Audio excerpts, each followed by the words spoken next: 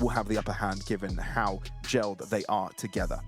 What I will give you is ShindeN are a lot more warm going into this game, right? Sure. They're one of these teams that didn't qualify for the major, obviously, so they had their off-season between the end of May and the end of June. The first official that they played starting the new season for them was on the 27th of June, and that was in the Thunderpick World Championship in South America. That was the tournament that they ended up winning, right? And after that, they had the Rest Showdown qualifier, the Bedboom Rush B Summit Season 4, where they took down Rush but lost to Bounty Hunters and Imperial. So for these guys, the season has started a little bit longer ago.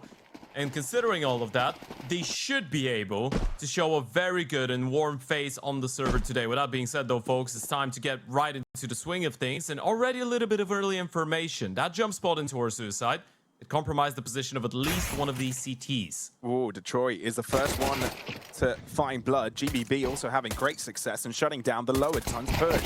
Abiz, no cover for him, so instantly deleted by Detroit. Medusa Snakes turning him to stone. It would be a funny turn of events, a weird universe to live in if it turned them into snow, but nevertheless, it is going to be Galorys getting themselves round number 1 with B-side control. Yeah, it's all about that information. That one jump out of PKO, seeing the player shifting in towards lower tunnels, and then they take first contact with the guy pushing in towards upper tunnels as well, and that just makes it so obvious for the T's onto exactly what the original plan was for the CTs, a bit of a crunch in towards the tunnels. It was a good call from the CT side. In retrospect, they did have 4 players exactly where Galorys were heading, but lost the fight. Ifs. Try and get a couple pickups on the way out. Gotta be careful not to go down. A couple nice taps on the USP. Still getting kills. Ifs has actually killed everyone. And yeah, they'll get all the kills. They get all 5. There's not enough time for the defuse, obviously, but they hold on to the armors. Fraggedy should be all right. And Ifs has got enough money to buy himself an M4. So force buy coming in from ShindeN is good damage regardless of losing the round. And I've just realized, by the way, Pavlos, we've got a guy named Fraggedy on the team. Fraggedy. I don't know what your association is, but my association is with Quagmire from Family Guy. Giggity. Yep. I love that. Fraggedy. Yeah, it came to my mind, to be honest. When he gets a double kill, we'll call him, he got a Fraggedy. Be funny. Well, into the next one. Imagine that's the sound cue he's given. When he gets excited, he's like, Fraggedy. I feel like there are a couple of individual storylines to sort of highlight here as well in this game. You know, you look at careers like PKL, how long they've existed, for you know, the caliber of teams that they played, and you know, to the level that they've tried to complete in the South American scene for so much time, so many different rosters, so much has been seen and witnessed, and they still keep their careers alive. I think it's beautiful. Yeah, I feel like it's just a little bit inspiring. That was an inspiring shot coming out of Detroit, but you see guys like Destiny and PKL that have played Counter-Strike for such a long time, they still have the passion, still keep on fighting. It's definitely a cool thing to see. PKL did get his opportunity to play at a major with Pain a couple of years ago, which was definitely a big highlight for him. With Destiny, he's had that opportunity in 2019. That was the StarLadder Berlin major, actually. That was the last StarLadder major in CSGO. Obviously, we had the Budapest major happening in 2025, but yeah, he was there with the INTZ line of Destiny. Yeah, maybe StarLadder event's a bit of a good luck charm. We'll find out if that's the case here.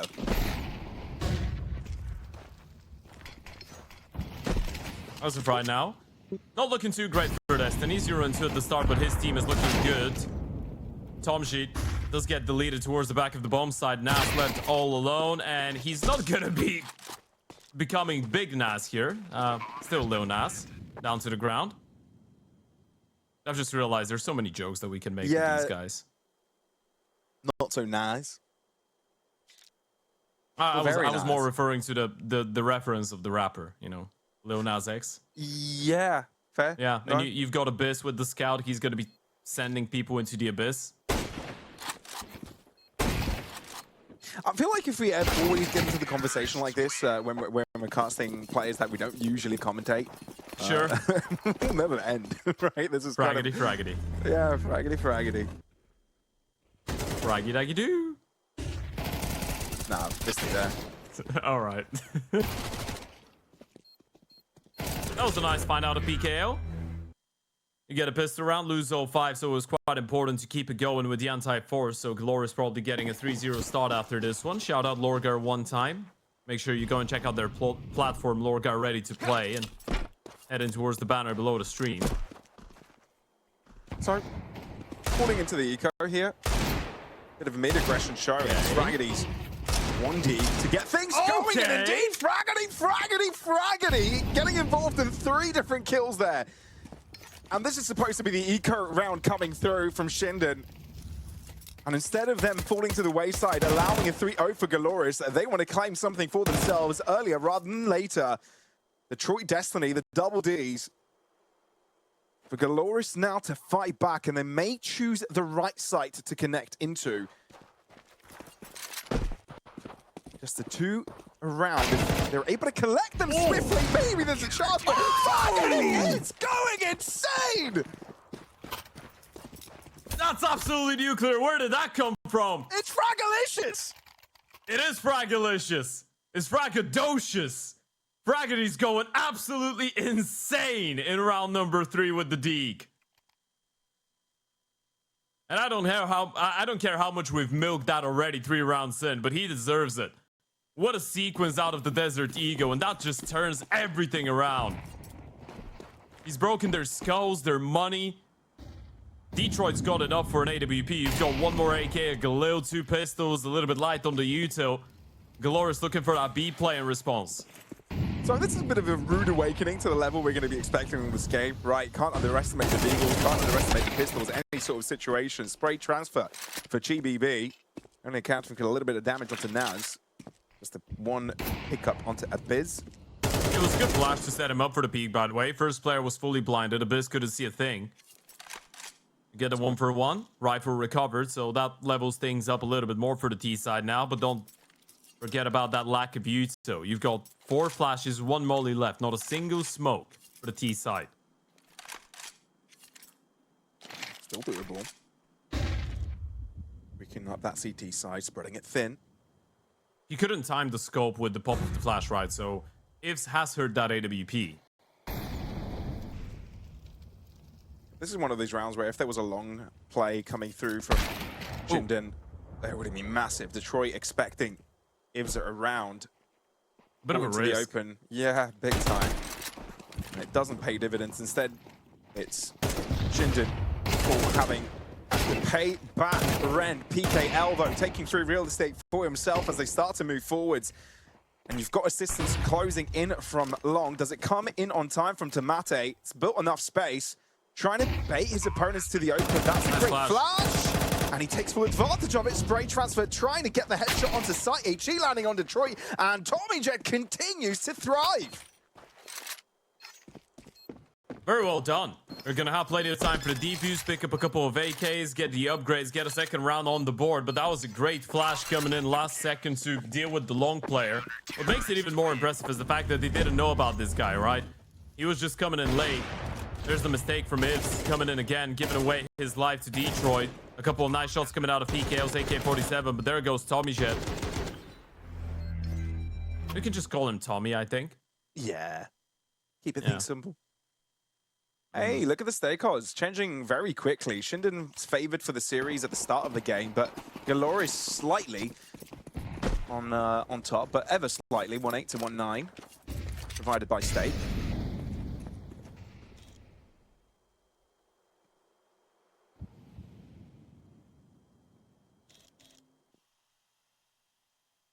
So down to the pistols now for Galorys.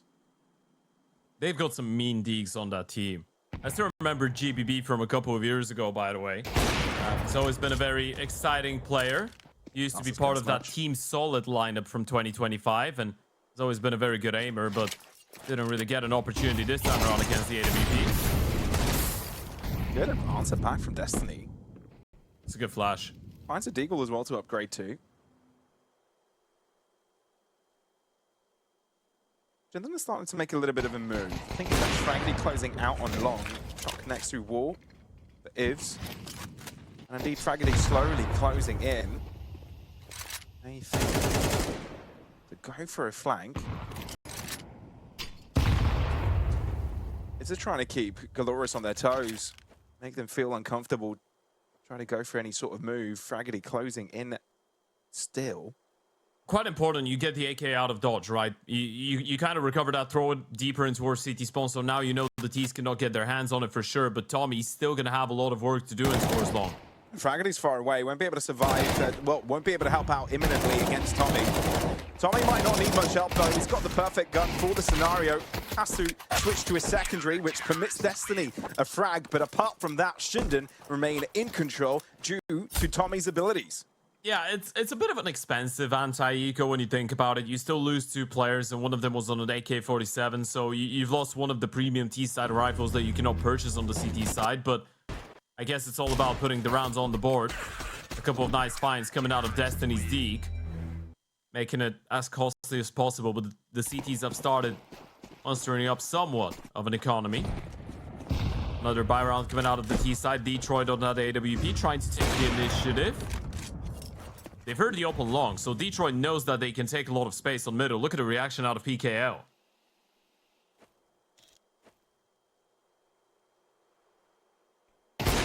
Is this posted up quickly as well. PKL trying to catch him on the timing, but stand ends up being an early pickup for the CTs. Very proactive from Ifs. Takes that shot in towards long, instantly repositions in towards short. That's why PKL was just dry peeking. Wasn't ready for the op to be that mobile. Blocks them off thereafter. Smoke in their face.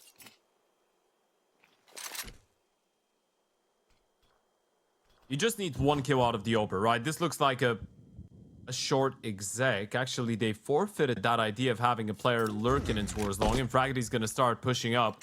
Now, they've heard the A flash, so a bit of a recomposition coming in for the CT side. That's a very well-timed incendiary. I think the flash you heard, Ted, was the one thrown in from the CTs over in mid. Ah. Therefore, still no information available for ShindeN, but happy to keep 2 players to this short defense. Ivs finds out the shot nicely. Throw across the smoke break. Tomate finally finds success. They've got to start crossing forwards, but no, they've got to deal with a very dangerous all player. Ivs remaining longer in those flames, hoping someone appears before him. Does not happen to his wish. Oh dear, awkward. Touching the mouse wheel. And Tomato's now left by himself, 10 seconds, hoping he's got space to work with. Debates the bomb plant, takes the 1 shot across on Nals in ramp, but Abyss closing in from short as well makes it impossible. Yeah, that's a great round out of the Oper. I know Ifs is able to just get the double kill, but that's more than enough. Opening kill onto PKL, then he shuts down the first guy that's trying to run in towards the bomb side. Sure, they lose a couple of fights in the middle of it, but it was always going to require some individual heroics for Galorys to get back in control, and this is ShindeN already looking pretty decent. And one of the interesting things about ShindeN, and that does too, is they might have played it just once, but that one game was a 13-2 win over Fake Deburu. Now, that happened back in April, so it's been a while since these guys have played it as well.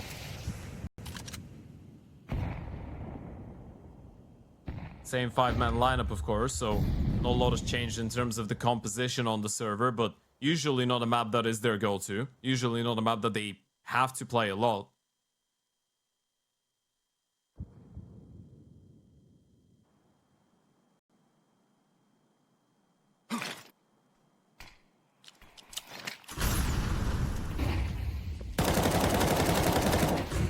Great timing for the spray on Naz, anticipating a potential cross into Tons.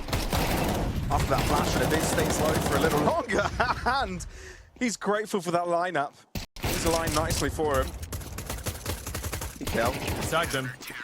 Looking to survive a little while longer, but the shots do end up finding his head.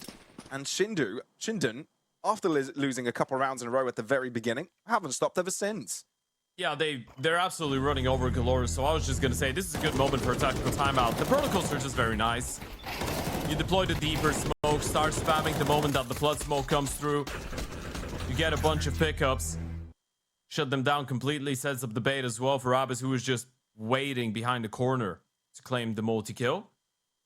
And ShindeN in a very good position early on. Now, this is double elimination bracket again. We're giving everyone a friendly reminder, so it's not really do or die from the very beginning. Obviously, it does make a bit of a difference whether you started off with a loss or a win. if you lose the series, then you need to win 5 in a row in order to claim that one singular spot into StarLadder StarSeries Fall 2026.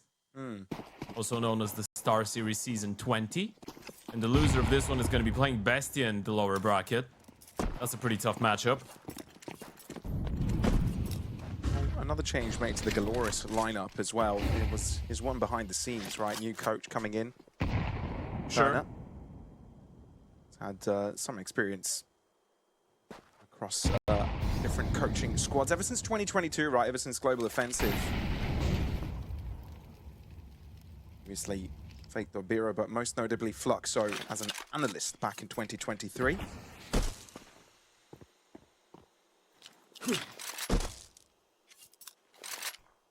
Anyone that can work as an analyst with art from back in 2023 is, you know, he's got something.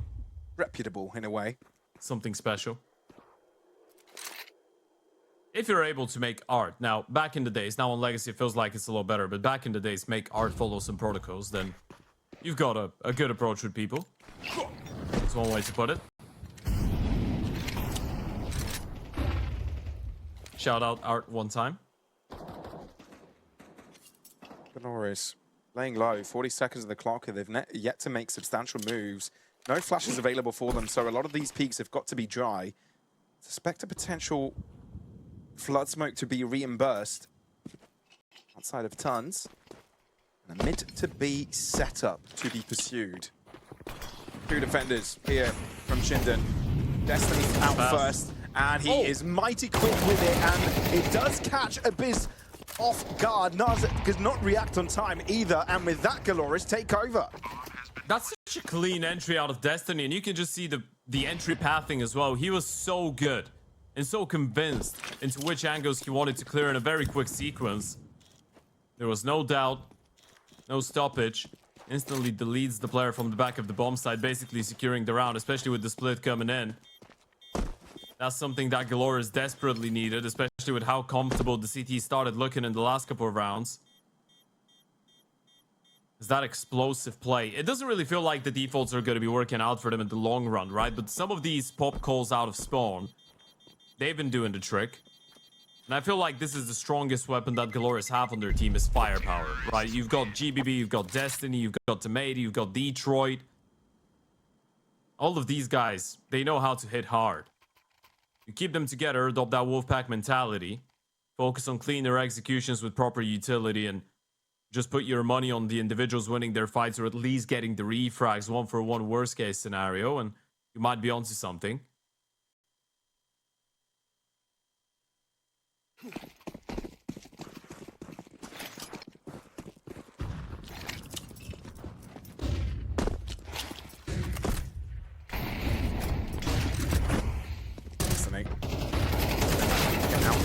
Quickly create an alternative angle, but these flashes from the CT side are quite disruptive. It's second opportunity provided by PKL, dinked but not downed. Importantly, he stabilized the Endeavor 3 versus 3, but there's still one nearby, and a 4x3 setup does not allow him to spot Ivs on time. Eyes on the tunnels. Look at that push from Abyss. It's impressive, and he's not pulling the trigger, and he's keeping it safe. Telling his teammates to also be aware so he doesn't have to overstep in mid, given there could be a second player up there working off of limited information, but he's given so much to the squad. Base clear. But does it matter when ShindeN are so damn in control? Detroit is closed in, cannot connect, given the fast movement from his opposition. And now where does he put his focus towards? Good flick of the wrist onto Naz. And a 1v2 could be possible, but having to deal with two very different angles here is tough. He's got a molly. He can try and molly the tunnels. The issue is they've repositioned. They want to play this one together. Look at the movement coming out from Abyss. We're rejoining forces coming from the same direction. Does Detroit realize? So the earlier flash thrown in through doors were lobbed in from far away. He doesn't quite know where the second player is now. They has heard to him burn. close in, and they know he's in the corner. They must do. So they have to play That AWP like a shotgun, but won't be able to do it. Quick reactions for Ivs to find the skull, and ShindeN right back in their winning ways. It's a very patient play coming out of Ivs as well, because from our perspective, it felt like he had a free kill onto the guy on middle, and he did get it in the end, right? But it's the fact that he spots him out. He knows that the Oper was somewhere around top middle and long, so he wanted to relax for a little bit and see if the AWP was going to rejoin. Then a little bit of time passes. He waits around 10-15 seconds, turns around, clears top middle, doesn't see a thing. And then a little detail. Naz actually made a step in CT spawn right as Ivs was walking out. So they made sure no one was going to be watching. They made sure that no one was going to be looking. It's those little bits of details, right? Coordination with ShindeN. Another B-pop. It feels like this is the only thing that they believe could work. I think that's allowed them to get onto site without too many casualties. Destiny, though, will end up falling. A nice flash coming through, and this takes full advantage. It's insane how he gets away with 3. And now Galorys very far behind. PKL has a heavy lifting to do, especially given Detroit is down to 5 points of health. With an AWP, maybe that's not an issue. But look how ShindeN have approached. So damn close to this. They're going to keep Galorys in a very uncomfortable spot. The C4 gets planted. Reclearing middle. Now you should know there's 2 players on the bomb side itself. Detroit low on HP, as you pointed out. So getting 1 kill with the AWP, allowing PKL to be in a winnable position, that's going to be the go-to. No flash available, though, for the CT, so it's going to have to be dry peaks. All down to coordination. First shot missed, and that was brutal. PKL now having the clutch. Naz was low there for a bullet, did the job, but with Fraggerty having the higher ground, the elevation provided him the perfect situation for the clutch. And with that, ShindeN continue with a brilliant retake. It's looking very exciting, by the way, especially with Fraggerty's individual play, but look at that from Abyss. He's going above and beyond with that rifle. Looking very, very strong. Lovely moves coming out of Naz, making that Oper miss, getting that kill onto Detroit. That's the big difference maker. Good strafes mid-air, and the stake odds are now heavily in favor of the side of ShindeN.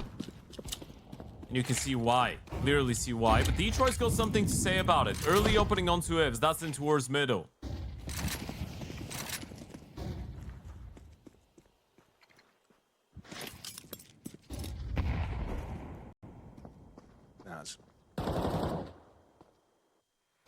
Very close to the action here. It does have support further behind, but it can't really be overexpended here. High-low push for Galorys.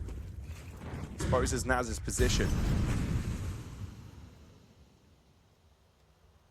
Two players to the good. Galorys with a real opportunity to gain back some traction. Big kill. Nice answer. Yeah, low on HP, but still gets the one in response. Look at Fraggerty. Fraggerty. All the way through the smoke. Oh, early warning system with the pixel over the ledge. Yeah, GBB's out of the equation. Bomb's still making its way up towards long. Destiny needs to win that fight. And Fraggerty's looking in the right direction at the right time. This is brilliant from him. All the CTs isolated. Destiny didn't see him. He doesn't know he's crossed towards the back of the side. Fraggerty gets the pick, though, so now there's an alarm for Destiny to turn towards the side direction. Gets both picks, one CT, one site. Now, all down to Abyss to try and clutch up. Bomb hasn't made it onto the site. 30 seconds for it to make it there. Abyss has got a real opportunity if he sticks to CT to stop this rotate from happening. He can get very close. He knows that the bomb is not there yet. We're going to have to throw it over. That's giving Abyss a little bit of time, but he's still thinking about the possibility of Tomate being somewhere around the map. Now, that's smoking towards short, and the bomb plant should confirm it. Actually lobbed. Wasn't quite clear enough of the smoke for him to have a better angle on the side. Throws in a flash, and it works superbly. Headshot lands, and maybe the spray transfer is enough. Has to look away and have to give it another good go. 13 HP is the max available to him. And Destiny takes the wide swing aggressively, decisively taking over.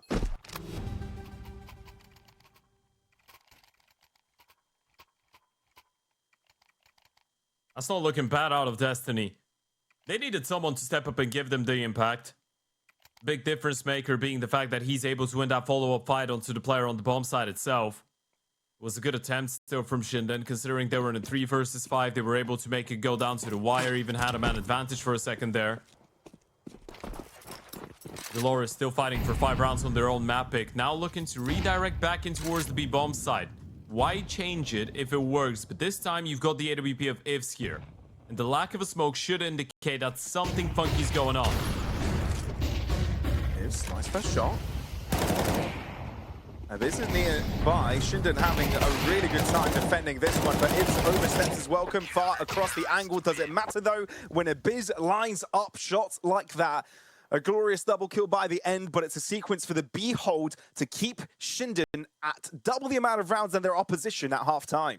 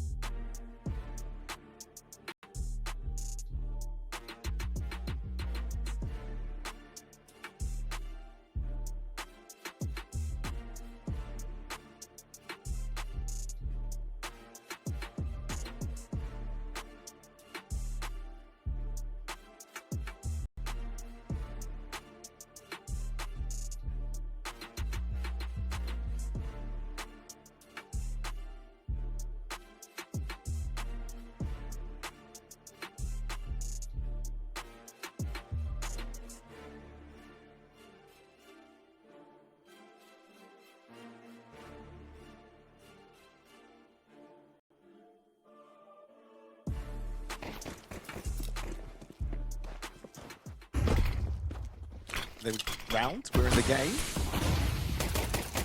And we are back with the pistols now coming through from ShindeN as the aggressors. A great lead at the start, and they looked to bring that pace on as the T side. A Biz first blood, but it's the entry onto the A side that matters. A lurk being created by Detroit, but it's a little bit too slow. Bomb down, 2v2. Demarte, great shot for him to isolate Tommy, all to himself. Scratch that, it's a duel. But Demarte, all to aware, great stuff from him. A quad piece for Demarte to get things running for Galorys. They needed something like this. That's such an impactful pistol round. What a play out of Tomato. I felt like they were going to be able to turn it around. Tommy was looking on fire towards the back of the bomb side. Eventually, it comes down to the 1v1 showdown between the 3-kill players. Fortunately, only one of them could get the 4-piece. And this is Galorys getting that second pistol round as well. ShindeN will have to try and fight through. Key thing, once that bomb plant, they get the bonus money so they can throw in that force. They did it the same way in the first half. Now, they couldn't make the force buy work on the CT side. This time it's a little bit better. You've got the AK, you've got the Galil, scout a bunch of pistols. A little bit lighter on you too, but you're already working with a tag from the scout. That's Destiny down to 57 HP. Ifs himself gets tagged down to 19.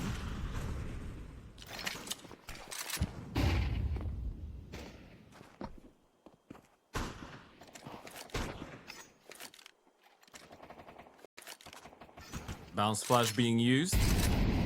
For short.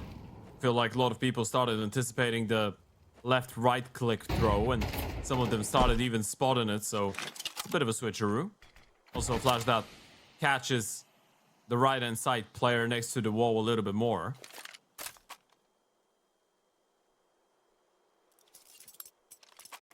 Not too bad of a buy, though, from ShindeN. Throwing an AK in the hands of Tommy.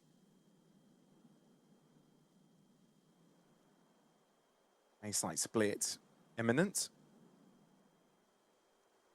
A focus on long as Detroit, big green from round 2 of the half, is looking to get impact. Although loses his teammate's life with a flash, he'll also have to fall. And ShindeN close in on A. PKL. Thankfully for him, there is a smoke that keeps him alive. even though it does allow the cross for ShindeN, but damage has already been exerted. Do you even want to give this one a go? You've got the flank coming in towards long. I don't think you want to attempt this. You don't have a defuse kit. PKO and Destiny are both tagged down around the 50 HP mark. You might stick around for some exits. That's exactly what Destiny will try and do with a FAMAS. But that's such a cool response coming out of ShindeN. And again, it's Fraggedy bringing in the impact. This guy has been magnetic for them. Great flashes, though. Late, long retake works out wonders. It is interesting. Fraggedy's not usually that type of a heavy hitter for this team. He's one of the younger guys on the lineup as well, 21 years old. Started his professional career back in January of 2025. So he's technically played Pro CS for 19 months. Went through Dusty Roots, played on Isurus, and joined ShindeN in February of 2026.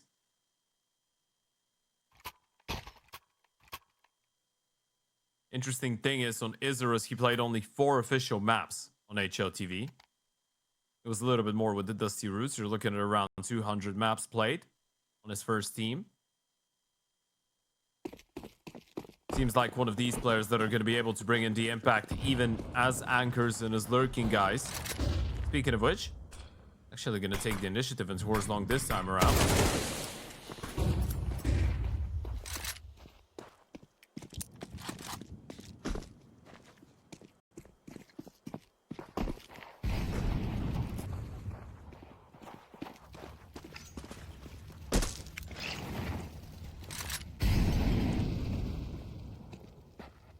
A lot of mid-focus, but not a silent one. Galorys have got some idea of what's about to happen. A double peek from them permits a double kill. 5-7, a bit of an upset potential trying to get long distance against the orb, but overstaying their welcome loses their advantage. They spotted the player towards the left-hand side. Might not be ready for the guy in towards door, though. Such a power position out of Destiny. Further forward, it could be a dead man. Ivs has his teammates back, though. Holding on to dear life. Boy, he's bloodied all over, but 9 HP is enough to keep him afloat. And that was a force buy as well. From a 3v5 into a 3v2 now. They've turned it around, and Tomato's been shut down in towards the B-bomb side. That should be the alarm. They know Detroit's got the scout, and they should know B's open. It's another safe you need to go for. This time it's a double kill out of Ivs, another double out of Abyss. And just look at the kill distribution between the ShindeN players. You've got Fraggedy on 17 and 6. You've got Ivs on 14 and 8. You've got Abyss with the exact same score as Ivs. You've got 3 of your pieces hitting that hard. It's always going to be a lot easier to end up winning a map of Counter-Strike, and now they've moved one step closer to doing so, stealing away the map pick of Galorys potentially. And I'll tell you what, Ted, it helps a little bit more for Galorys, especially given the fact that they did get the first couple of picks. Yeah, it's a force buy. Yeah, it's a weaker, buy, and the firepower is not as strong as your opponent's. But you do get the first 2 frags. You've got a 5v3 advantage. But you just wanted to get a little bit more, right? I feel like you get a little bit greedy in a situation like that, and you give that advantage away. It is a bit worrying, right? Because Galorys have technically picked up both pistol rounds, but the first time they win the pistol, they win the second, then they lose the third. Second time they win the pistol, they instantly lose the anti-force. So you are putting yourselves in a position where you can dictate the pace and control the money and whatnot, but you're just letting these opportunities slip. It's a far from ideal position to find yourself in. We've got a bit of a technical timeout going on now. Pavlos, you know me. I love preparing trivia for casts, for technical timeouts. Sure. So, considering we are in the StarSeries South America Closed Qualifier, I'll ask you... this has a potential to go way back, yes? No, which country in South America you'd want to visit the most if you could just go to one of them? If I could just go to one country in South America, which one would it be? Oh, wow. Wow, I'd say Chile. I say Chile. You say Chile? I say Chile, yeah. Okay, what's the reason? Because it's such a long country, right? It spans from very far south. All right, so you like long things. We get it. I'm just trying to say you can experience a lot of South American, countryside, and they've got brilliant beaches for surfing. That's what I You've meant. got brilliant mountains, culture, food. I feel like you can get a lot out of just visiting Chile. All right. That's a good answer. What about you? I was gonna say I'll say Peru. Peru. Okay. Come on, expand. Yeah. Well, I just like the nature there. I know it's the case for the entirety of South America almost, but they've obviously got the seaside, but they've got very beautiful mountains as well. Yeah, it's easy to say that for a lot of the Lima, South American yeah. Lima's a very beautiful city too. You know, Sure. always wanted to go there. But yeah. When you say about the culture and the food, I guess it's a pretty common thing when it comes down to South America, isn't it? People are very, very warm. Yeah. Very emotional. Kurt has showed us a lot of that South American culture. Oh yeah. Yeah. Do you know? Have you heard that before? That they actually call the Balkan Peninsula the Latin America of Europe, the South America of Europe. It rings a bell, but I don't think I've heard it. You know, is it true? Is that actually a saying? Yeah. I think for a lot of people it is. Is that because of the culture and the food? I think it's more because of how emotional people are. I hear that. Yeah. Culture, just being a little bit warmer, a little bit louder, a bit more hot-tempered, maybe. Maybe. More interesting. Yeah, it's not a must. It's not a guarantee, but it could happen. We're talking about generalizations here, stereotypes. Oh yeah, we love stereotypes. So coming into this match, You know what's Galorys, my favorite stereotype? Thank you for moving back away from the topic. Yeah, what's your favorite stereotype? Yeah, My favorite stereotype is 4.1 surround sound. Get it? Stereotype. Yes, I got it. Jesus Christ. We've got a dog on camera. Check this out. What's this Hey, guy's hello, name? buddy. He's wearing a little jumper. Is that? But he's got little buggers on his jumper. That is so cute. Aw. Oh my god. We need to find that dog's name. For the first time in my life on the broadcast, I've had such a big urge to say who's a good boy on broadcast. Haven't you said that a good boy joke to me on broadcast? Oh, I definitely have, but I've not downgraded it that much to asking you the question. That's fair. So am I allowed to get back on topic for this game, or are we? Yeah, sure. Go on then. Discussion? Yeah. We can do that. But just a small comment. Yeah. Is that what people are here for? The clothes in the background. The clothes and the messy bed, dude. I mean, the bed's fine, but it looks like there's just like a bunch of. No, don't get me wrong. My bed's in the same state, but at least I'm not showing it on camera. Oh, we've got Batman in the background here. And Batman. Yeah. That's my Batman impression. He doesn't like it. Looking at the camera, he doesn't like it. What's that? What are you doing? Yeah, that's the thing about beds and having chairs next to the bed, because when you lie on the bed, you put everything that's on the bed on the chair, and when you want to use the chair, you put everything on the chair back on the bed. It's a never-ending cycle. Yeah, but that's the good old esports classic, isn't it? Just the good old gamer classic, actually. Yeah, good old gamer classic for sure. Yeah, everyone's done that. All right, we can get back to discussing the game here, Pavlos, if you really want to. Yeah, it's still a technical timeout, so I'm not necessarily sure, but you can take over. This is technically a Galorys debut, right? And for this roster that they haven't played a couple of months of games ever since their previous tournament. It's been a little bit of a tough time trying to figure out what this lineup is going to look like. Now, I'm actually impressed with the type of players that you brought in here, right? Sure, there can always be that discussion in South American teams, the rinse and repeat, the recycling. But I think you've got a nice mix here. Sure, you've got a ton of experience in the belt under some of these players' belts, but you've also got some fairly young coaches behind you, right? I'm looking at Turner here, and even though he's been active as a coach ever since 2022, being an analyst for 0-0 Nation, there's never been that really big breakout. And I feel like having the exposure with both young and older players can do quite a bit for careers like that. Sure. Yeah, I agree. I think with Galorys, they were a very exciting team back when they... I mean, they've changed a lot of players, right? There's been a lot of recycling going on, but I'm thinking about the days when they still had Koala on the lineup, because that was a thing at a certain point. That was back in 2024. Then after that, they had that lineup with Card, with Pepe, with Allison, with Divine, which I thought was very nice. But they've been trying to change the core of the team every now and again to try and search for success. They even had Nighthon for a little while. But this one's looking exciting, right? You've got a very good mixture of experience and young talent, which is essentially what you're looking for. But that being said, though, fortunately for all of you guys at home, the Ted and Pavlos podcast is officially ended because we're ready to get right back into the swing of things. Make sure you let us know if you want us to release new episodes. We're going to be here all week. I feel like we're bound to have a couple more moments like that. For Galorys, they're hoping this moment ends quickly. Maybe with some extra damage to pair up with it. Only a single AK available to them in the hands of GBB. And they've gone for a stack in A. Naz is finding out of this fact that he's got support from further away.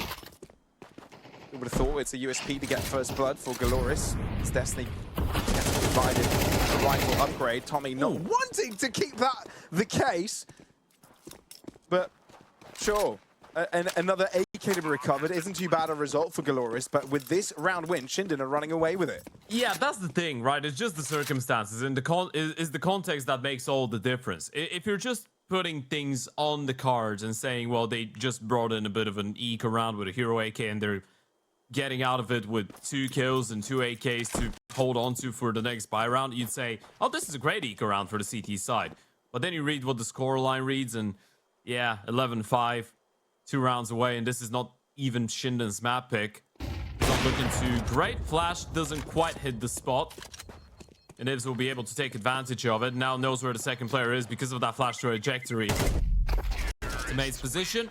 Compromised. AWP given away. I'm not really sure if Tomate is going to risk to try and get his hands on it. Answer is no. Detroit has got enough cash for it, so he might have just wanted to hold on to the AK-47. It was not too bad of an ordeal, but as we said, that's ShindeN very close to running away with map 1. 2 rounds total, to be exact. And there's no ifs, buts, and maybes anymore. Only absolutes. See what I... No ifs? Yeah. Ifs. Yeah, no ifs. Pronunciation of there was lost in the microphone. Well, apparently that was my joke's destiny. Yeah. Time for a road trip to Detroit. It's all gone into the abyss. Ah, you're making me hungry with all these jokes. Time for a tomate. that's really bad. It's horrible. All right. No early exchanges as we approach the 1-minute mark. ShindeN, heavy mid-control for them, and it's, for the most part, respected by Galorys. It's a very good reaction out of the T side, right? Because they heard all the Uto, the hard Uto in towards long from the CT, so they react instantly and take all that space in towards middle. And now Abyss doesn't even need to stick around. Just the mid to be smoke, and the fact that they know the CTs have no information is going to make that A-bomb side defense a little bit weaker. They want to try and exploit Detroit. Hearing deep in mid has forced out a reaction from Galorys, and that's what ShindeN want to exploit with this push into this A site. Blood smoke. And it's 2 players jumping into ramp. PKL able to deal with both of them. That is superb. Humongous. And Detroit, though, won't have the same type of luck. PKL, though, it might be all you need. A triple.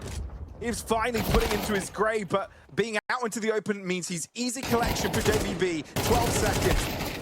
Galorys really don't need to test that one, but confidence is with them, and there is some determinism to stick around on Dust 2. It's such a sick play out of PKL, the in-game leader, saving them in this round, pushing through the smoke, and usually, especially with the flashes coming in, the first guy that drops down is going to be looking, or at least the second. No one turned their back. Look at PKL, sets him up for a double kill. Great work coming out of Galorys, staying alive, but still losing a lot of numbers. And if you're in the mood for winning, make sure you head over and check out ATK Gears giveaway. Click on the banner below the screen. And if you get a mouse, if you get to win a mouse, you might be headshotting people like Tommy is.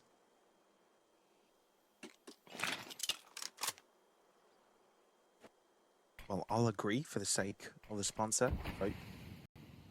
I won't promise that is going to happen because it's in the hands in the end of the day, but it definitely helps. Dude, practice. No, we've all tried that over the years, you know, change the sense, change the res, get new peripherals. It's nice having very high quality peripherals, right? But yeah, you gotta also There is a placebo effect with changing your sensitivity. Yeah, sure. Your brain needs to work a little bit extra hard, so there is a little bit of focus. My brain works extra hard all the time. Yeah, that's why you lost all your hair, mate. Yeah, it's just a stress. Life's hard.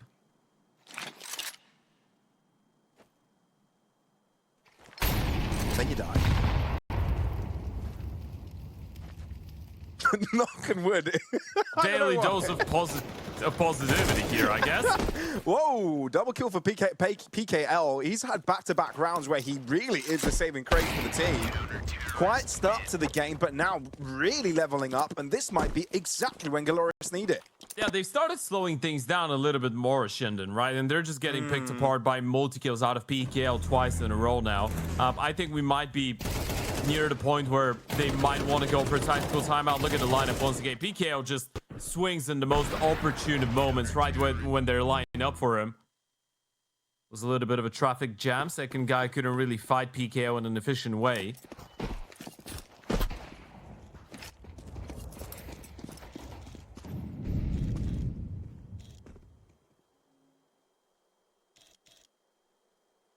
And now limited to the pistols. Block 19's around. Single flash. Nothing more, but maybe that's all you need. That's getting first blood. Nice itchy throw to retrieve the AK back.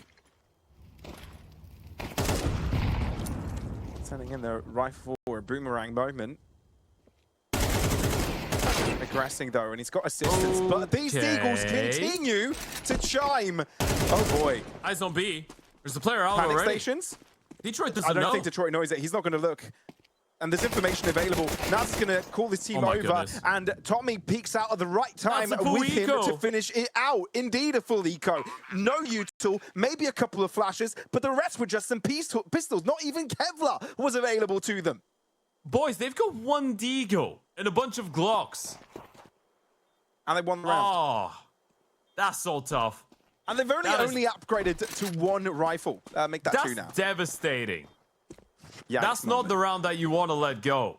If there was a bunch of Glocks, I mean, the Deagles are mean. Sure, I get that, but it's a full-on eco round that gets them up to 12. Ow. And just when there was minor resurgence happening for Galorys in the last couple.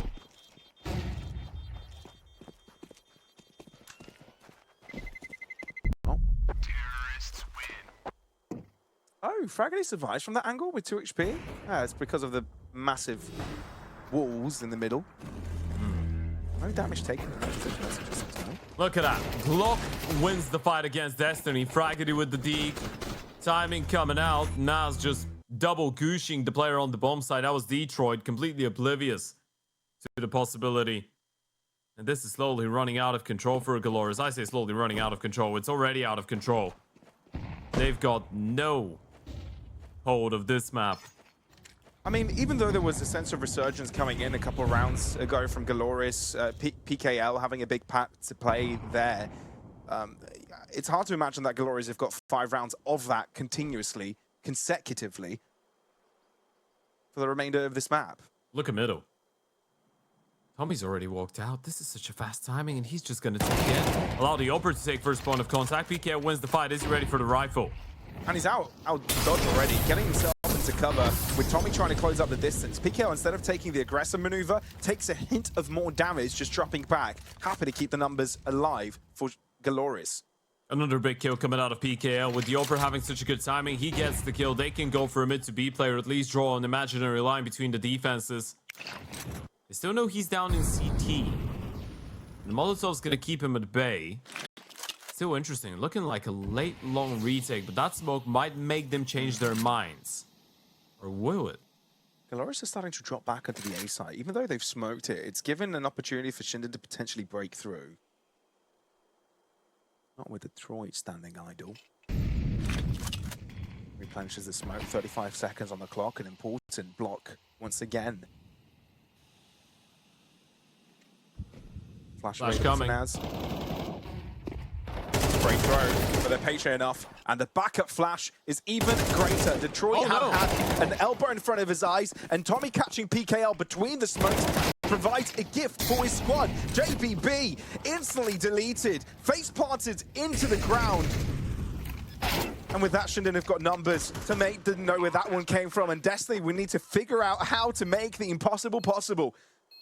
He's got a kit. But with players all around, all sorts of elevations, all sorts of angles, gets more than 140 HP in that process, but it's not going to be good enough. ShindeN shut down Galorys' map pick from the very beginning. Map number 1 falls in their hands. And you can see the reactions on the faces of some of these Galorys players, right? They know how many rounds they lost without really being high level. They're getting things done very smoothly with one another. Now we're about to see them on one of their strongest maps, Inferno. Yeah, I feel like this is going to be an exciting one. I still remember GBB from Inferno when he was on Team Solid, and he was always a very decent Banana player. Now, I'm not sure if he's going to be playing Banana on this specific team, right? Whether it's going to be Destiny or him. To Made, as much as I remember, he used to be a pit player before, right? So we're gonna have a couple of interesting role swaps. PK has always been a support player on B as well, so I don't see that one changing too much. Obviously, we're gonna have Detroit with the AWP in towards that long side of the brackets. Galorys starting on the CT side so far pristine when it comes down to the pistol rounds. Gonna be looking to keep that record unchanged, but this time try and be a little bit more efficient when it comes down to the conversions. PKO starting this one off alone in towards B. First player spotted. He's got a nade to work with. That's going to do a very decent amount of damage. Great shot onto Fragedy. Detroit has received the goosh out of a Glock in towards middle as well. PK has been that start piece for Galorys, keeping them in contention across the map, not making it fully one-sided. And he's forced out instantly by his smoke, and ShindeN take the B site for themselves, looking at a 5v5 retake. Not going to be an easy one. You don't have the fuse kit, but still a decent amount of util. Smoke, incendiary, double flash, but look at that setup in towards top Banana from the T's. 4 up from CTs as well. Detroit, last first shot, nicely connected through the wooden wall. And now, if you're ShindeN, you're trying to find advantages elsewhere. And PKL's being patient. There seems to be some sort of an idea of what this setup looks like. PKL, though, is patient enough to shine. All down to Naz now for ShindeN. Time dwindling. Oh my god. And a quick steal away from Naz. Into the shadows he goes, and it's all uncomfortable for PKL. And Naz wants to walk back in, waving in and out of battle with such finesse. Naz is insane. Yeah, you can call him Lil Nas X, because this is PG-18, what he's done to them on the bomb side. That was absolutely nasty coming out of Naz. Look at that 1v3, using the smoke to his advantage as well, just running PKL down in the end. And the first pistol round for ShindeN since the start of the series. Sorry? It's just a walk in the park. I'm just looking at the reactions here. Yeah. And it's, yeah, simple, like, I guess. Yeah, that's my teammate. Well, the tech pulse comes in off the back of that. Our producer really enjoyed the... it's actually him in the background. Yeah, that's PK when he was on Pain. That's probably the major that he played with the team. That's sick. I assume if you ask him what's your most memorable moment playing Counter-Strike, that might just be turn around. Yeah. Point at the mural. There is something funky in having your own face painted on the wall with your own room. I wonder if it was a very humble guy. He strikes me as. Yeah. Look, I wonder what the story is around it, right? Because it might have been painted by a friend, family member, as a gift. You know, I feel like that's such a solid gift to give someone, a mural. That's actually one of your biggest achievements. Yeah, that's a fair point. Imagine he just came back home after the Stockholm Major in 2021 and he found that at his home. I hope we can find out about that, because that would be a cool story. Yeah, definitely could. Unfortunately for him, couldn't make it out of the challenger stage back then. Got 1-3'd in the group stage.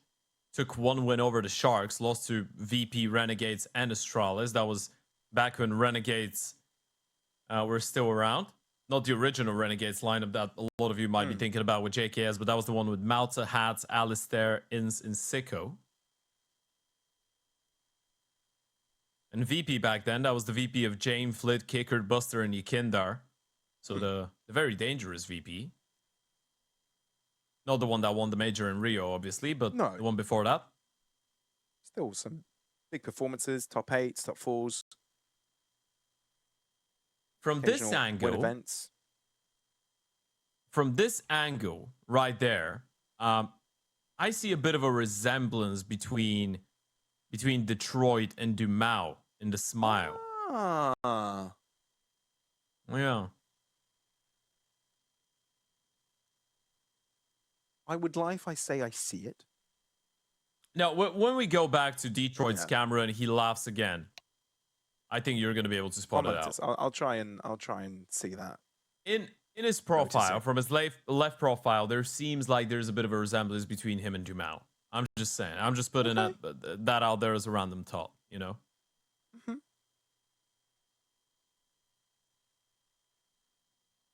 I see what you mean. No. That's not Detroit. No, that is not Detroit. You're right. No. So wait a second. But this hairstyle is a lot closer to Dumao's hairstyle, let's be fair. It is a little bit close. Yeah.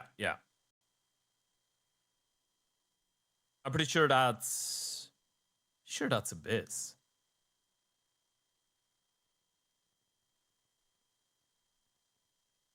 All right, so production just told us that we've got a tech pause and we can have a comedy show. So, Pavlos, give me your go-to dad joke. My go-to dad joke? Yeah, that is. It has to be PG. Spot. No, it has to be. God. It has to be non-PG as well. It has to be family friendly. You know. Oh, I don't have go-to jokes, Ted. I'm just funny looking. Right. See, we're not taking that. That was good. You know, we're not taking. Okay, tell me you don't see Dumao. I got a laugh from you. Tell me you don't see Dumao, like a small resemblance. Yeah. A slight resemblance.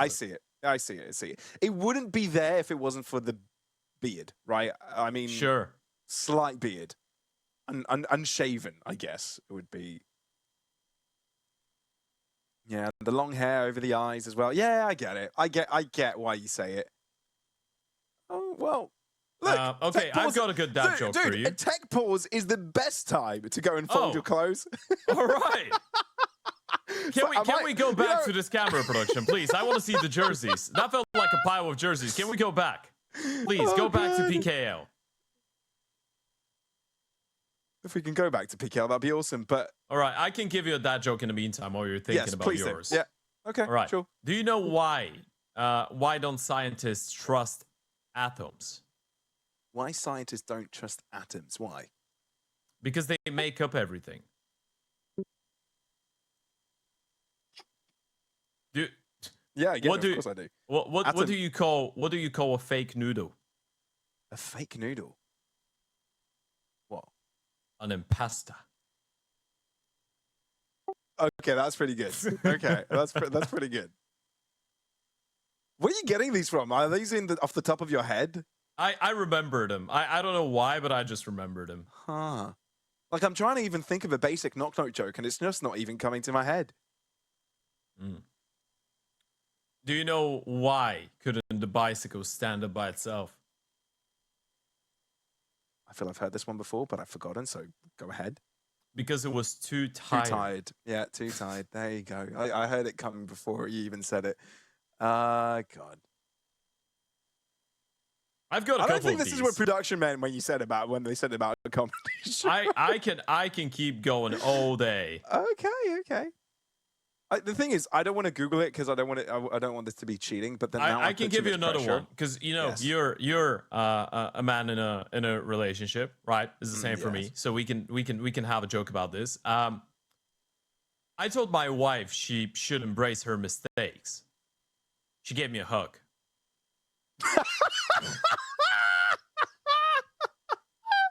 Oh, that is so good. Oh, that's a good one. Oh, that is a good one. Yeah. I'm going to be here all week, folks. Oh, and in case you're wondering, yeah, this is what we're talking about while there's long technical timeouts going on. We can talk about Counter-Strike because the Counter-Strike is happening, but we can have a bit of a laugh in the meantime. No Counter-Strike going on right now. Yeah. You know the cracker... I have another one. Yeah, okay. Yeah, and then ahead, you please. give me one, because I think I've taken the show by myself. Okay, yeah, please. Why don't skeletons fight each other? Why? Because they don't have the guts. Nice. Thank you. You know what? People in chat can give us their best dad jokes as well in the meantime. The thing is, I've got some really basic ones. Is like, why don't you play cards in the jungle? Why don't you play cards in the jungle? Because there's just too many cheaters. Right. See? Stuff like this. Yeah. Is the I've got another one, but it's very dull, but I like it to some extent. I'm writing a book about glue, but I'm stuck on the first chapter. Okay, that is actually horrible. Yeah, I'm sorry. Okay, we got what are we? Okay. Hey, okay, so we got an assist from production. What's the difference between Never mind. Okay. Production's like, no, don't say that. That's a good thing I didn't. I wasn't going to. I just wanted to give him a heart attack. Yeah, I'm Googling knock-knock jokes right now because none of them are coming to my head. No, they're horrible. Horrible. Yeah, we've got a good idea. I just saw the message from production as well. I think we can run that by people, you know. Open up the late night Ted and Pavlos show. We can talk about a whole multitude of topics. Topic for you, Ted. If you could choose one item to take with you on a deserted island, provided that on that island you can survive, you know, drink water, you know, you got basics, something. Sure. So I have food, water, shelter. Yes. If you could take one item on a deserted island, what would it be? It's not really one item. I have a gamer answer, then I have a real answer. I literally think I'd take a PC with, you know, CS and stuff so I can just sit there and play. It's not going to be funny with the mosquitoes and everything, but probably not, especially with no power outlet, man. I don't know how you're going to try and play. Am I alone? Am I alone on this island? Deserted island, so yes. If I'm alone, I'm taking a book. I'm taking Lord of the Rings or something like this because it's going to be very, you know, it's a very long book, so I can kill a lot of time reading that. Okay. Rereadable. What would you take? Okay, so one sec. Oh.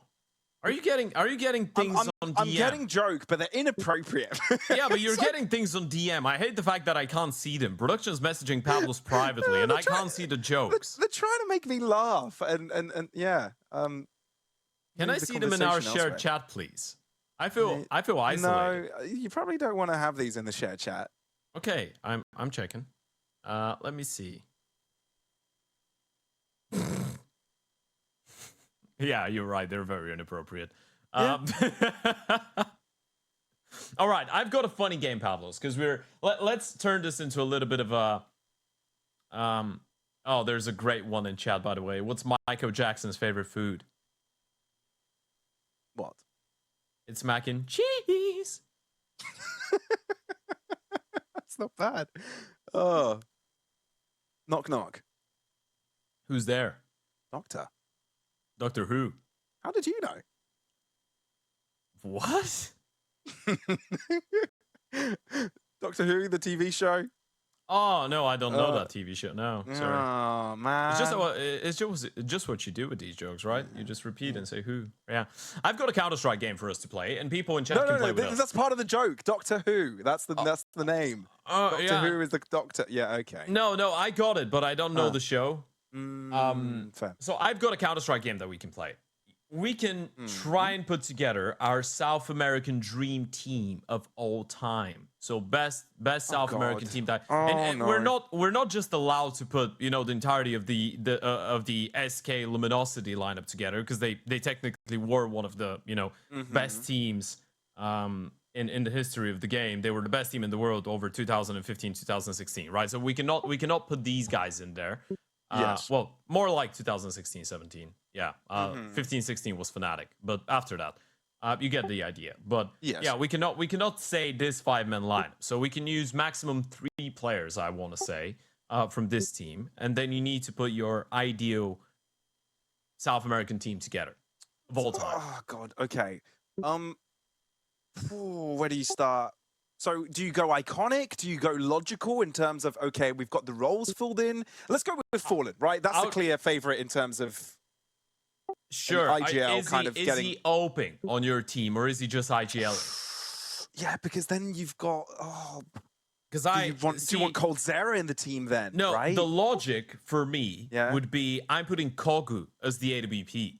And then I've got Fallen being the IGL on a rifle. On a rifle, sure. Yeah. I hear that. Then I'm going to get Prime Fur for my entries and aggressive rifling. So we've got Kogu, we've got Fallen, we've got Fur. Fallen's going to be playing a bit of a support guy, but we need another one that's going to be very serviceable. I'm going to put Keserato in there because he can play anchor positions and still be a star. So we've got Kogu, Fallen, Fur, Keserato. Ooh. Kogu, I think number 5 is a little bit tricky. Do we go iconic? Taco? Yeah, but then you have too many anchor players. That's true. Yeah. The 5th one's actually not an easy There's just so much choice. talent. Yeah, how do you even choose? The 5th one's not easy.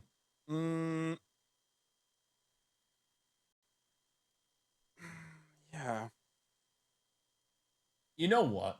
What? I think you can put Insani on there. I know it's not a Insani? It's not a Really? historically. Yeah, I know historically he's not in terms of peak form, in terms the of goal peak form. too, but in terms of potential, just to have someone from the new gen. Obviously, we already used Keserato, but I think Insani, to have Insani and Prime Fur on the same team with Fallen and Keserato being the anchors, and then having Kogu as the opener. Now that's a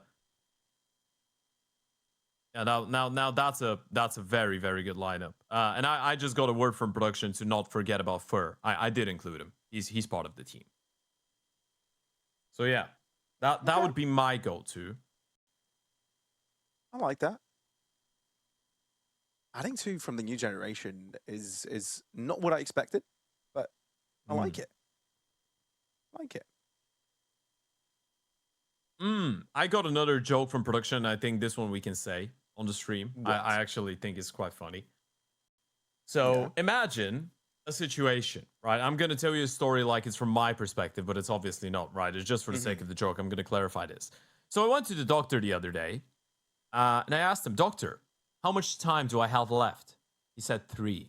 I was like, years? 2, 1. Get it? I was sort of prepared for it, given that I received the same message, but yeah. Sure. I've got another one, but it's a little bit too, I'll say it to you in the break. It's a bit too unleashed. It has to do with doctors again, but it's not appropriate for the broadcast. Okay. No, I just saw the timer resume, and then the tech timeout came through again. Oh God. It's probably teased everybody on the server, to be honest. All right, give me your dream team from South America. Come on. Oh, but you've already filled it up with players that I use. You can switch it up a little bit. The timer. You can switch it up a little bit. You can have I don't know, FNX on there, Prime FNX. You can have I'm going with Cold. I'm going with Cold. Okay, yeah, I didn't include Cold Zero. That's fair. So I guess we have that covered. Yeah. FNX sounds like a shout. Okay, you've got Cold Zero and FNX. That's 2 players out of that team. I'm reminding you. I know, but you can use one more. It's got to be Fallen. Opening IGL? No. All right. Rifling. Okay. I'm gonna steal that one away from you. Oh, here comes the tough part. How new do we go?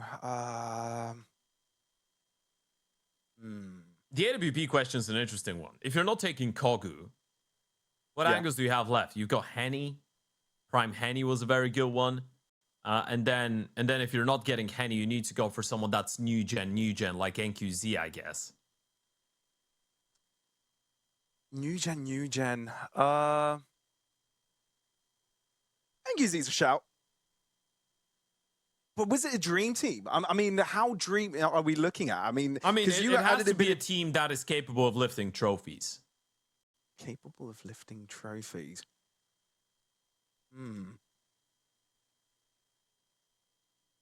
Okay, let's go.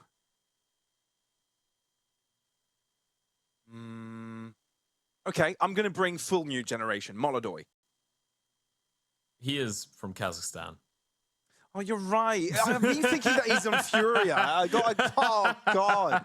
He is from Kazakhstan. No, I bet you that a lot of the Brazilian fans would want to be able to include him in their own Brazilian dream team. He's ours, guys. We've claimed him. Oh, boy. You're right. It's kind of like if North Americans are putting in a dream team together and you ask for an opener. Okay. Some of them might say Skadudo. A lot of them might even go and say Cirque. True that. Although they do have so some. What were your other ones? What were your other ones then? I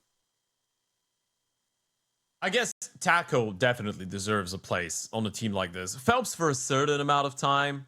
Might have been a good shout as well. B. Guzera is always a serviceable guy, but then you've already got an IGL. That's true. No, I like my Fallen. Yeah. Still around. Not for long. I heard the Discord sound and I got... We just got a great message in chat, by the way. We can turn this into a bit of a conversation with people. The message goes, we are CS community. Your only problem would be hard racer jokes on the broadcast is we might actually heard them before. Now, we're not bringing Launders into the conversation here. You know, he loves a good old joke about these things. If you know, you know. The lore. Don't take my words out of context. It's, you know. It's a classic from back in the days. Oh. People moving around the house. Also, if you want to do, like, if you're doing new gen teams, there's some interesting angles you can explore. Because there's some exciting guys like Luchov, like Huasopeak, but you're not really putting these guys on a team that, you know, should be, you know, put together and instantly win trophies, right? Yeah. I hear you. Oh, we got information on what the tech pause is about. The power is out on, I'm not sure how many players, but that might take some time to take care of. All right. I guess this is a good moment to give everyone a bit of a refreshment thought onto what's to come after this game, right? Obviously, this is our first official of the day. Then we've got MIBR taking on LP. That's going to be the upper bracket semi-final. This is going to be an exciting one. Start time, 8 p.m. Central European time, if, of course, we can make it in time for that one. And then we've got the first elimination game of the Closed Qualifier. That's going to be Fluxo taking on the Bounty Hunter. So we've got 3 best of 3s of action. PKL's, again, having a bit of a walk around. Flat. I was going to say, Detroit's got some good artwork in the background. And unlike PKL, he doesn't have his own face on there. So he's a true humble guy. Is that like a motorcycle helmet? Yeah, that's what it looks like. It's like an anime thing. It's cool art. Really cool. Might be a knight in some weird way. Futuristic knight, you know. There's developments. The player that was without power now is back on TeamSpeak. So we should, hopefully, that should be a sign. Is there a TeamSpeak app for the phone, Ted? Yeah, there is. I've never used it. I've used that before. You know, the good old days when a you know, teenager years playing Counter-Strike all the time. You wanted to maximize your FPS and didn't want No. It's kind of like the vibe of spending a lot of time on TeamSpeak. You know, playing deathmatch and pugging and KZ and surf with people, and then you go away for a couple of days and you just join to have a catch up with your friends on TeamSpeak. But yeah, we just got a word from production folks that unfortunately we're not going to be able to jump right into the action straight away. So we have to let you guys relax for a little bit. Unfortunately, that's going to be everything from our podcast, at least for now. Make sure you follow us on Spotify and all the other platforms. That's a joke disclaimer, just so you know. But yeah, we're going to throw this one into a little bit of a technical timeout, a bit of a break, and we're going to be right back the moment that all the difficulties have been resolved and the game is ready to proceed.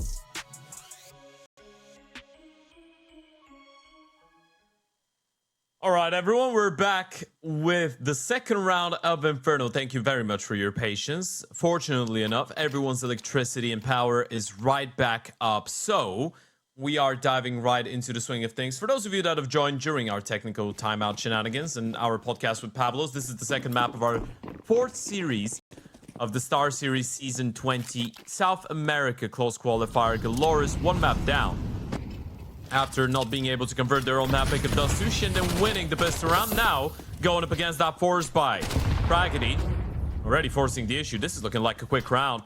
Already exploding onto the A-bomb side. Detroit, long range, 5-7, unable to find anything to make this good for one, but that's not going to be good for the round. By the looks of things, ShindeN have already secured a second on the board, Pavlos. Indeed. Absolutely, and it all just takes the first couple of entries. You wanted Galorys perhaps to have some resistance at the very beginning, but doesn't end up going the way intended. And ShindeN able to take care of business. And look, sure, you're able to take a few pistols to the necks, maintain Kevlar and helmets, but it's a full eco after that. So a potential 3-0 coming through from ShindeN, carrying on the momentum from the previous map is super important for their 2-0 potential. Terrorists win.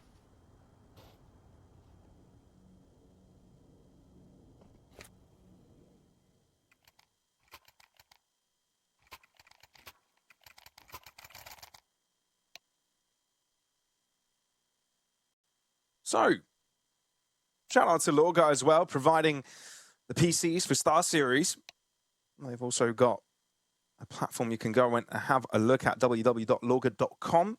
They also provide all sorts of accessories and goodies around gaming, even racing cockpits. And back to attack pools.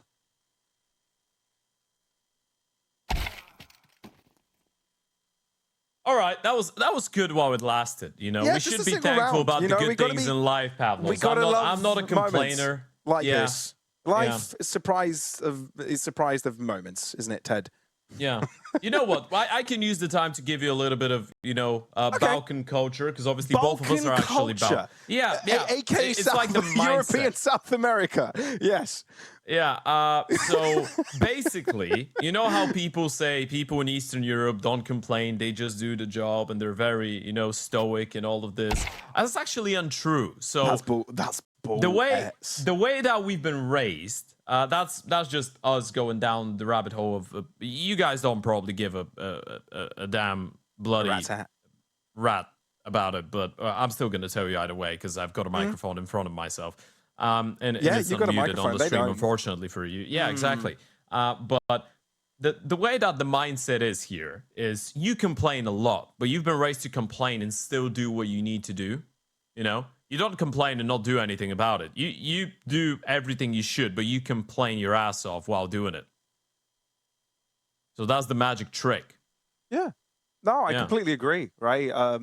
You'll do it. You'll serve in a way, right? You'll do your duty, but you'll complain. It's just part of it.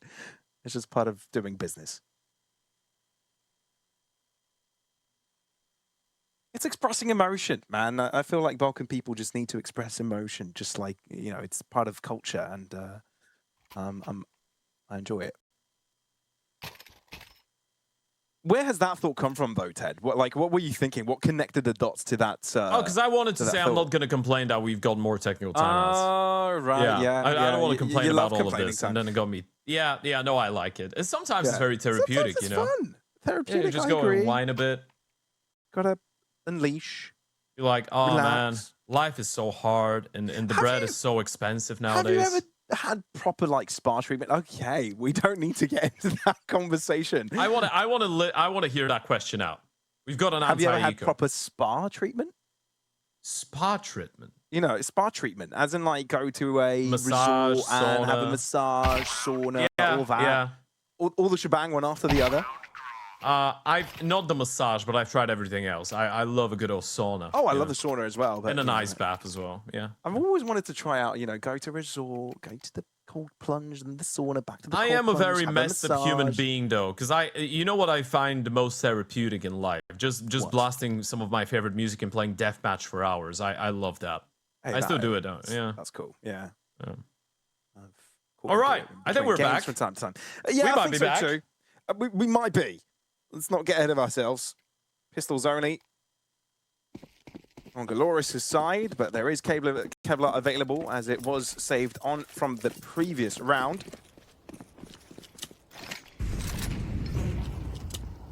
Let's see how things going. ShindeN very successful on Dust 2. If it wasn't for PKL's heroics, it may have been an even more one-sided affair. And even if they won a pistol somewhere, it could have been ever so more difficult for Galorys to gain anything much from it. PKL mollied out instantly, mollied out a second time. As ShindeN start their pursuit of gaining banana control. Yeah, it's very good protocol Yuto out of ShindeN, right? It's very, very basic Counter-Strike for an anti-eco, but it's nice to see them taking all the necessary protocols. You molly half-wall, you molly sandbags, you molly behind on the corner as well. So the sandbags player gets mollied, he's naturally trying to get back, and then he gets mollied again. So you're not really risking him playing a close-range fight with, you know, a 5.7 or an MP9 or a Max 7, and then you flash over half-wall to make sure you get rid of the last couple of angles. Going for a bit of a B exec. BKL's all alone. Ooh, a bit of a shallow smoke into our CT.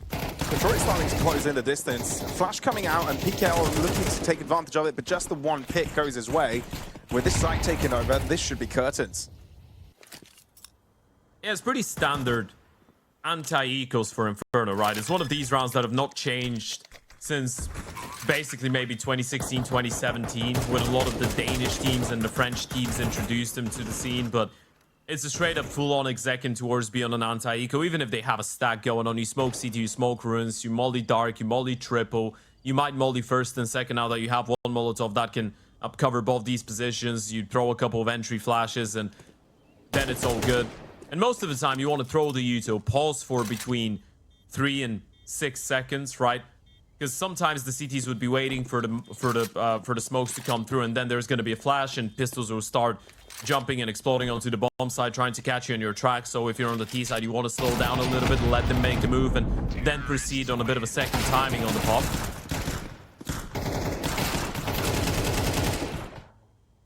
Ooh. Good damage towards the end from the CT side. Unfortunately, couldn't recover a gun, so it's going to be 3-0 ShindeN, and we're back to the tech pause. Oh no! Yeah. Hopefully it's not as serious as power going out. You know what this is? We're making sure, in case it's a ShindeN 2-0, that the pause between this one and the next game is not going to be too long, right? Right, yeah. Oh, yeah.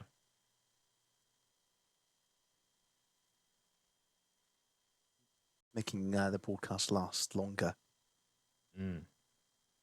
Okay, I've got a question for you, a serious question, Counter-Strike related question. Okay. We just saw Valve released an update with new stickers. You know, the stickers with the placement of the team on the bottom right corner. So you've got with Falcons, you've got a small number 1 on the right hand side, and then obviously you've got a number 2 with Fury, and so on and so on and so on. And they made the stickers a lot cheaper because obviously it's a predetermined price from Valve onto how much you can buy the stickers for. From the in-game store menu store. Yeah. What are you thinking about that update? With the numbers, you know, defining the champion and the rankings and all that. Yeah, because it's a special, you know, series of stickers. We've not had that before. It's a special edition. I don't know. I'm not sure. I feel like if you, I don't think it has to be for all of them. In a way, but then if a team makes it into top 20, and they've been fighting to get into the top 20 for a long time, it's nice to have that commemorated. Sure. So sure, having number 1 is the coolest, right, by far. But you know, it's cool to also commemorate teams that go above and beyond, right? Teams that you know, get results better than expected. And still want to have that highlighted. What are your thoughts on it? I've seen some pretty stickers coming through from them. I think it's a good change because they made the stickers a lot more affordable. Because there were stickers that were around $1,500, now they're up to $60, so it's good. But that being said, we are back to the swing of things. We've got the first buy round of Inferno. It's been a little bit of a long wait for this moment, but finally get to see Detroit with an AWP, the M4 for everybody else, the Utah working well, or looking well as well. PKL inhales that nade towards top banana. He's still thinking about going for the fight. Detroit gets dropped in towards middle from Ivs. That's a bit of an opener. Still plenty of time for the T's to work with, though. No need to commit to anything just yet. Yeah, they know that now A-site might be a little bit more of a target for the T's. Therefore, Galorys send out an extra player to keep this defense bolstered up. It's a very good position that Ibs has got with the AWP as well, and you still have that one player in towards the apartments, right? You're keeping the CTs honest right now. They cannot think in good conscience about rotating a second guy in towards B, so PK once again is going to be all alone. Yeah. He's already low from that early util damage. Red like a book. Weakest of the two areas of the map, and PKL doesn't stand a chance. Even if he had full health, he would have been completely destroyed in that moment. Deleted, wiped off the earth. And that's exactly what happens. GBB hoping he can get given a gift, but no such things come for free in life. Pays it with his life. ShindeN not only looking for a fourth, but a clean one as well. Don't drop a player. I'll say it right here, right now, Pavlos. We've not seen a round on Inferno right now that did not get followed up by a technical timeout. Is this going to be the first?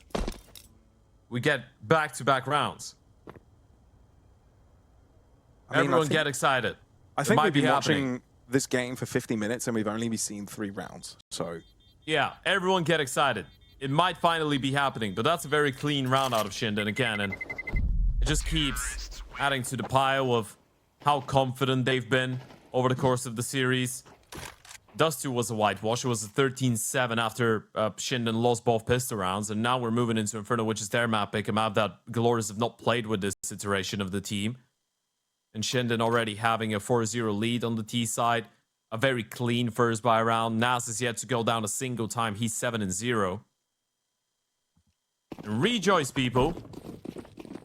Back-to-back rounds without a tech timeout. We're back. By the way, behind the scenes, Stake Odds reveal that ShindeN is looking like the favorites, and I think we'd agree. The production sent a message, next round tech boys, I bet 1,000 euros. And I'm like, okay, give me 1,000 euros then. Because that didn't happen. Easiest bucks of my life. All right. So, yeah, finally, we can rejoice. I did have a big smile on my face, just so you know. I didn't leave Pavlos hanging. Ooh, what a shot! Tommy's not usually the oper. Shouldn't be able to hit shots like that. That was a zinger. Back to the AK though, and now they can refocus on what the next part of the round is. Sure, they had lost an early player, but with Tommy's pick, they've squared things up. Second mid taken up to posture into apartments. In the meantime, keeping PKL busy, but with him taken down, does it change the plans come through? I don't think you want to commit. I think you just want to send out one player in towards B, see if Tommy can get the space. Empty. You don't want to walk out of the apartments with a bomb here. You absolutely don't want to do that. Tommy's not seen anyone on B. You need to go back. Doesn't matter if they get the picks though, that's the important part. Detroit drawing out his pistol, even though he has an ult in hand, and he's done a lot with it. 2 kills for him, and it's made it possible for Destiny. A 1v2 that if he catches the bomb on rotation, it would be huge. Flashed off, spotted, headshot lands straight away from Naz. A big comeback there in the moment. It could have gone astray if they didn't get that first pick. It's so terrifying because they even had the time to go back. I know it would have been very noisy and loud, and they probably would have had to fight some people in towards the T ramp, but you had the bomb site for free on 45 seconds, 48 seconds even. So on 35, you knew it was completely empty, but you wanted to recommit. You didn't want to risk running all the way back. Double kill out of the USP made it a little bit tricky, but still a 5th round on the board for ShindeN.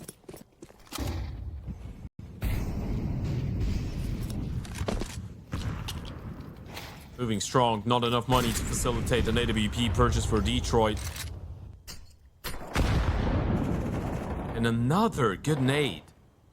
So, Galorys have looked to stack up this A site early, making sure ShindeN don't go for a fast play in that direction.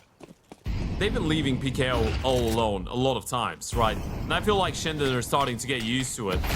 Even with the retake util coming through, they might want to disrespect some of the utility later on.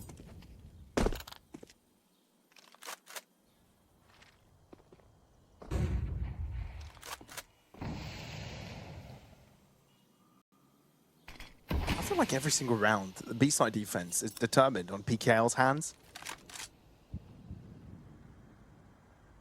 Often being left to his own devices. Yeah, they've really tried pushing the T's back into an A stack. They've been trying that for the last couple of rounds. I wonder if ShindeN are not going to send 1 or 2 players again on a bit of a scouting mission in towards B, though. The bomb is still A. That's fake. Pick up on the Destiny. And now you're sending double signals. If you're Galorys, do you really know what is Now they go back. the status? Abiz wants to keep his opponents busy. That's so Deny much the fast information. rotate, and with that B-side takeover, that's the round. Abyss has just spotted 2 people with that jiggle, by the way. That just confirms the round once again. They've been running circles around him, even tactically. Look at that off angle from Abyss. First kill is his. Does go down in the end, but it's just putting insult to injury. And if you're on the T side right now, you can afford to send everyone on the hunt. They've got so much money. Money for days. Well, if you're Fraggerty and Abiz, just enough to buy into the next one, but you're right, the rest can just go on for the lurk. May won't hold on to his life. Tommy, so damn accurate today. Really firing up.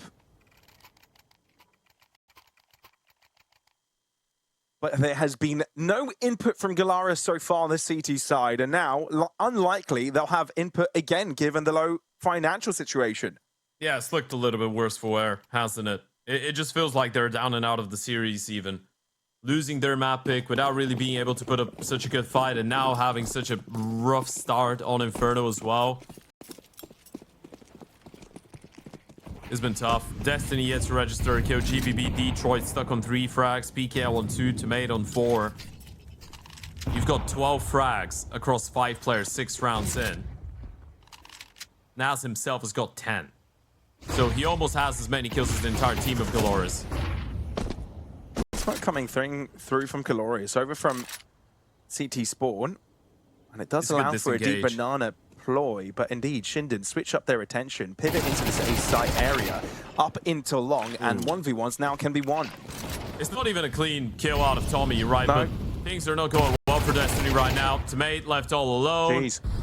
They can just not win the fights right now. Looking a little bit checked out. Even if ShindeN are not instant with the headshots, they're just not getting punished. Bomb has been planted.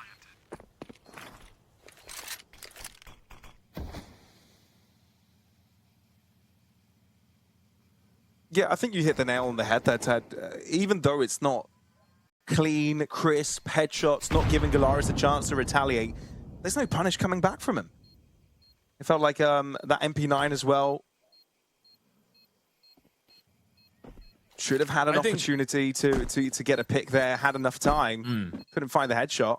Both the 5-7 and the MP9 could have won these fights easily, right? That's the one thing that you probably regret if you're Galorys, because you know it.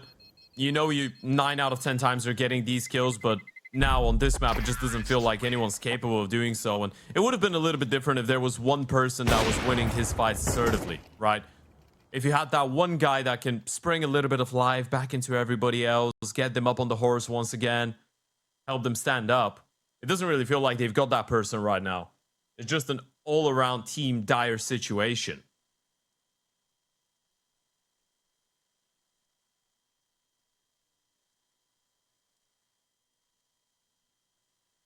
Sorry, a very desperate timeout needed from Galorys.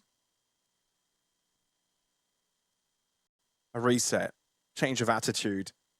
And it's come at a time where another buy round is available. Look, still 5 rounds remaining in the half. There are ways of salvaging what's happened.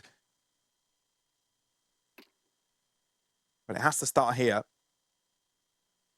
Losing another devastating round could have crippling effects in the series, and ShindeN will indeed just run away with it. Is the response happening now?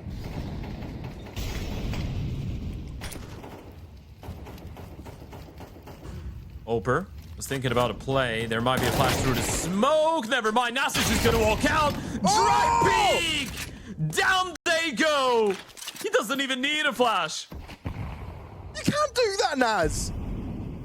It's a regular Friday. Walks through the beautiful streets of Inferno and just claiming names. One after the other. No assistance, no flashes, just pushing past smokes.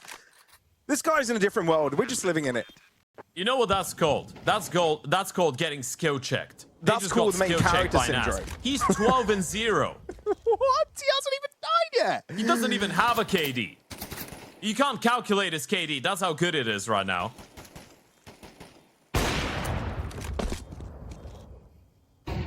I almost want him to not take any risks in rounds like these and go for the hunt. I want to see how far he can get without getting dropped a single time. He might play a perfect half of Counter-Strike without getting killed. Well, he's sticking by the bomb here, so he'll likely die to its explosion. No, he's safe there. He's safe there? Yeah. Right behind the cathedral doors. Yeah. Protected by the Lord. Divine intervention. Divine's going to be playing later today. True. Yeah. It's destiny.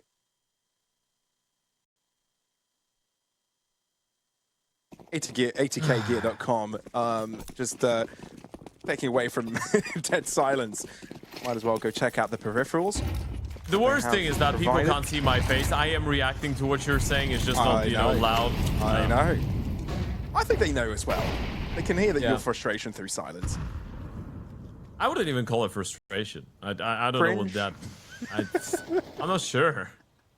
Maybe a little bit of disappointment. A little bit of disappointment, maybe, yeah. Yeah, but it's the good type of disappointment, you know? Bit of this, bit of that. Oh, ShindeN. It's clear they want to pick up some A space for now. Detroit getting first blood is the best thing we've seen from Galorys all map long so far. All right. Surely that's the one. Got a clear, Look at this clean push. opening kill. They are going for a bit of a wrap, though, and the Oper is isolated. Same for the rifle in towards the library position. This is so risky for Fragedy to hold. He's flashed. He's not quite sure when he should be pushing here. Getting some damage across onto the mate. That will make him destabilize. Destiny having as much time as he needs to get the double key there. Not checked, but as soon as his head Wait. pops up, Fragedy deletes him. A 2v2 now. Bomb into the ground.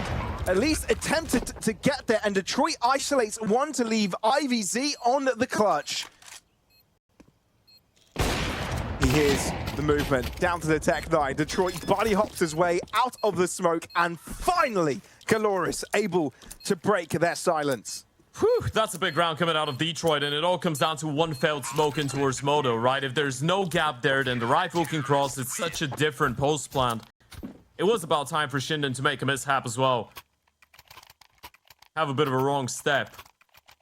They've been pristine since the start of this map. Finally, Galorys provided with an opportunity, and they grabbed the bull by the horns. First round on the board. If you can get 4 rounds on that CT side, there might be a little bit of hope. But you need more. Now we can calculate Nas's KD. He's on 12. Still pretty dope. You say that as if Very it's a dope. bad thing. That's very dope.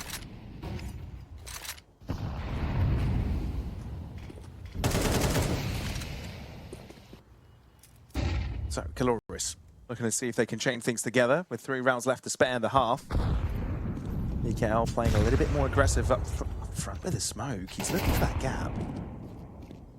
He will avoid any spam.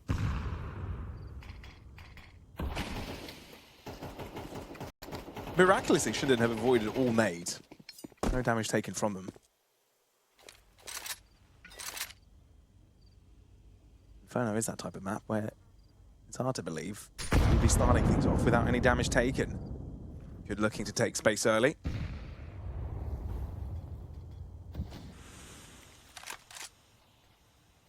A site seems to be the target, increasingly so, as ShindeN close in to mate. Lovely drive by, but Fragedy and Abyss have got what it needs, what it takes to continue the move forwards. Destiny flashed up, and Fragedy continues the pursuit of claiming names. And with that sake, Toyikova, yet again, as it is accustomed on Inferno, numbers deficit means no retake for the CTs. Yeah, they need to save. They don't have the money for it. GBB is going to be able to drop to mate a rifle. PKL's got 1. Detroit and Destiny will be able to buy for themselves. You can have a purchase going into the next, but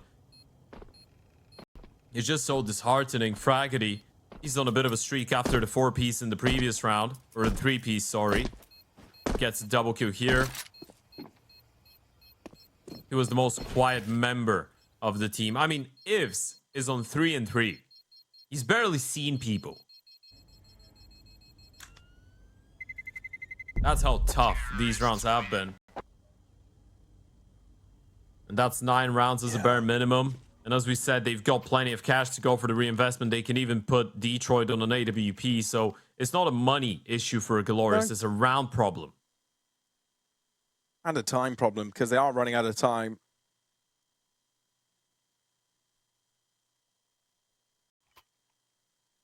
Stay cards stating the obvious.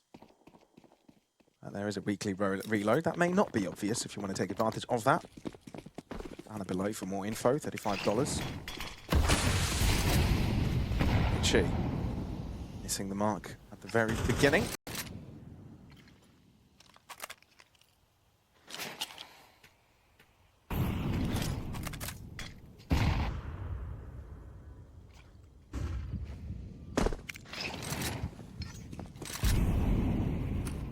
All right, what do we have here? An aggressive setup in towards the apartments. That's going to be the AWP of Detroit holding the right-hand side. No particular risk from Galorys. Oh, no, really. Still playing a very methodical game on the T side. That's a good nade.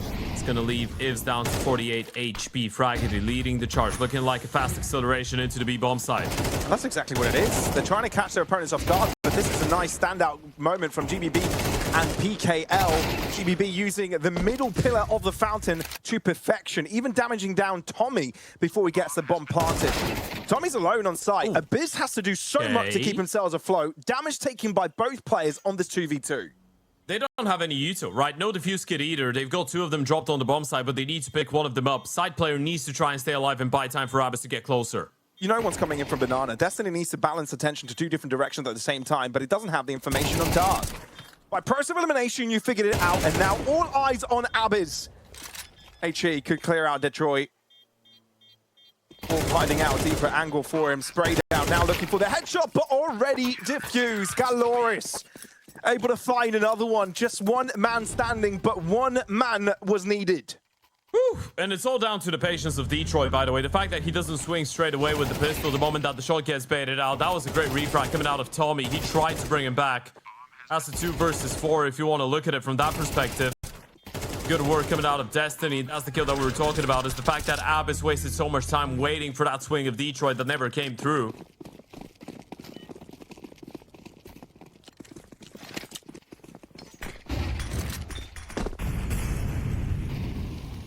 Still need a 3rd on the board to stay remotely competitive, though. Absolutely.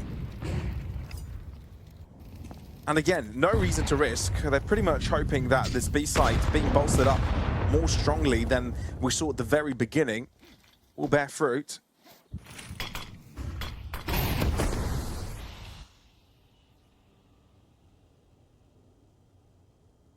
Tommy down to 49 points of health. Naz down 11. So this T side is very softened up. Should make it easier for Galorys to step it up here. But again, rotation mid-round. Detroit grouping up towards the A side. That's exactly where ShindeN are trying to end up.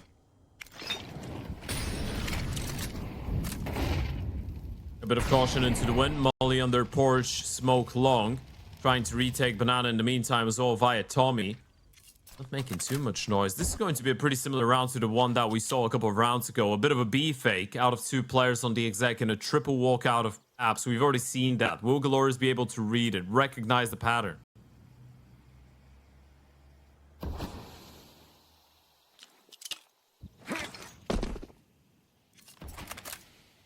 Seconds. Smoke's faking out the B play. Indeed, Detroit not falling for it. Happy to stick to that A site hold. Tommy ends up falling, and now you have a clear idea what the push is looking like. Fragmenting in the Bs, quickly getting the first entries. There is an answer back from Detroit, but the 2 site players are down, meaning a 3v3 required if you want to stay in this. The plant will come to fruition. Eyes on the nade. That's slow. Not gonna land on top of him though. Just 7 HP. Taken away from Abyss, jumping over the smoke, trying to look for a gap. Detroit, this is not going to be an easy retake. You still have 2 flashes and defuse kits though, but Abyss has just taken PKA out of the equation. I don't know if that was a pre-fire. I don't know if his barrel of the weapon was showing. Either way, it's a massive pick to get before this time for this gap close to come in. JBB looking for another rifle, and in the process loses his gun. Oh boy! And stranded out into the open. Opportunity taken by ShindeN. Double digits at halftime. This is a pure murder house.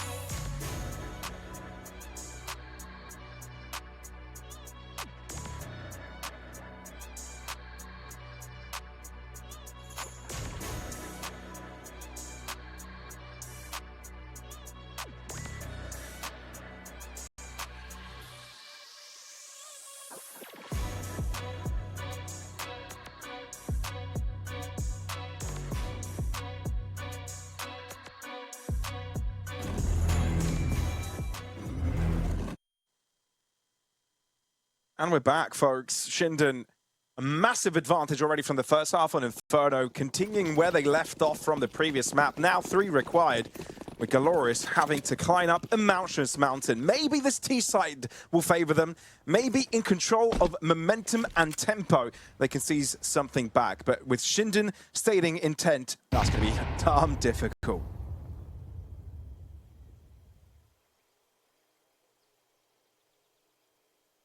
Oh boy, they're pushing. Oh god. You've got to, right? You've got to try and pay attention towards. Like PKL, he couldn't even get away with a little bit more than that. 2 picks, doesn't get punished. How is he still alive? All right, finally, Overpeaks is welcome. But Abyss is over on A and gets ripped to shred as well. Galorys win a very important round if they want to have a chance in Inferno.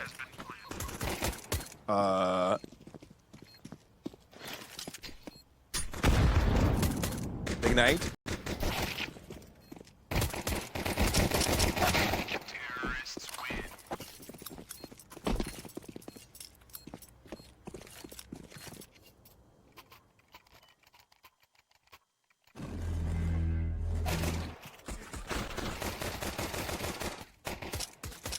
That's massive.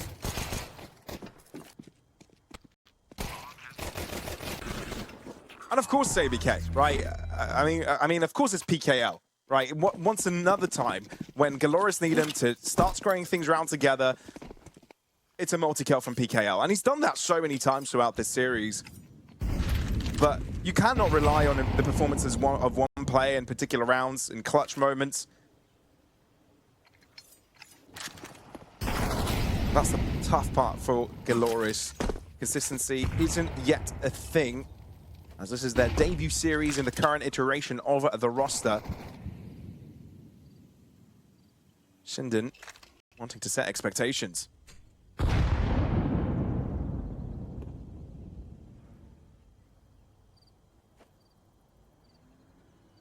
You don't really have a lot of util on that first buy. Double smoke, 1 flash, double HE. You can still make it tricky though, especially if the T's overcook it a little bit. They try and go back B later on, and you kind of force them to break a smoke and go through or eat a little bit of util damage. GBB has already inhaled an HE. So he's down to 48. There's another good nade. All of these nades are making these T's a lot more fragile in the hands of the 5-7s. Yeah, and it's the Mach 10 players that have taken a lot of the health, right? These are the guys that are looking to run in first. If they get mowed down instantly by the 5-7s, their impact will be limited. It's a good smoking towards the apartments. Now this is looking like an A play. How quickly does the penny drop though? You've got just 2 players here. If this is a wrap from the T side, this is a great opportunity, but they're just going to smoke them off.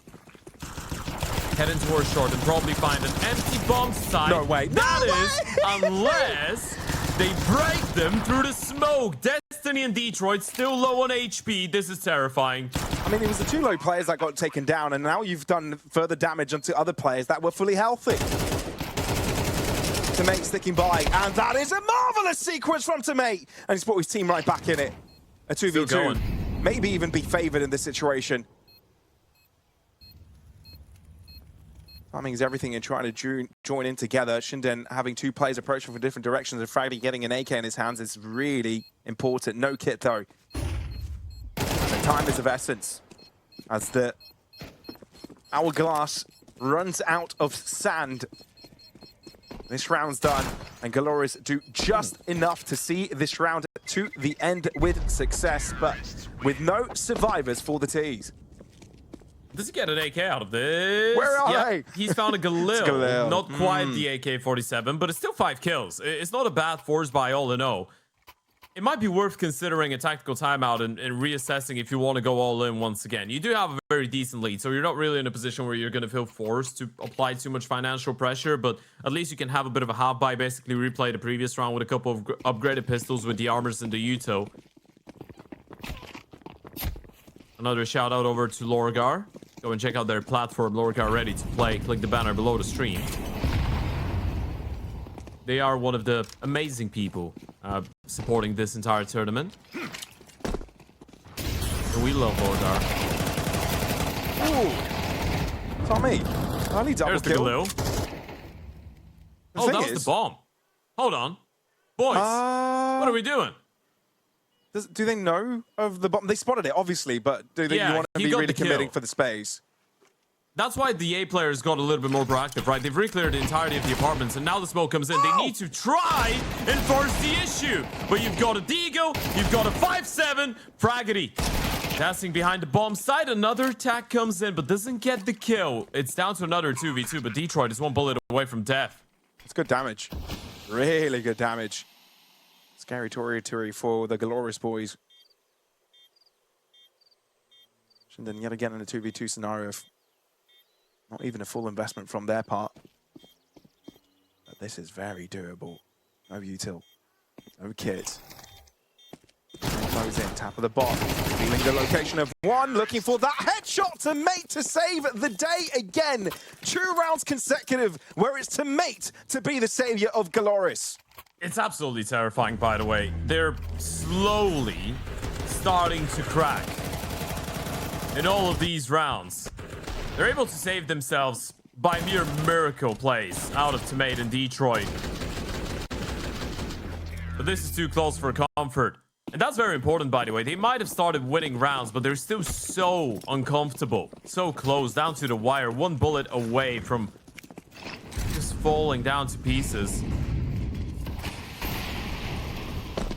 I mean, it's about straws breaking a camel's back, right? And there are so many straws thrown on backs right now. He breaks away the smoke, potential for a fight, but ShindeN stay away from it. Choose the site to be where they'll hide for now.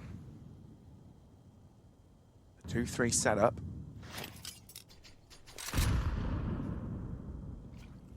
Galorys have been quite frugal with how they've been going around Banana. Try being quite aggressive with taking up that space.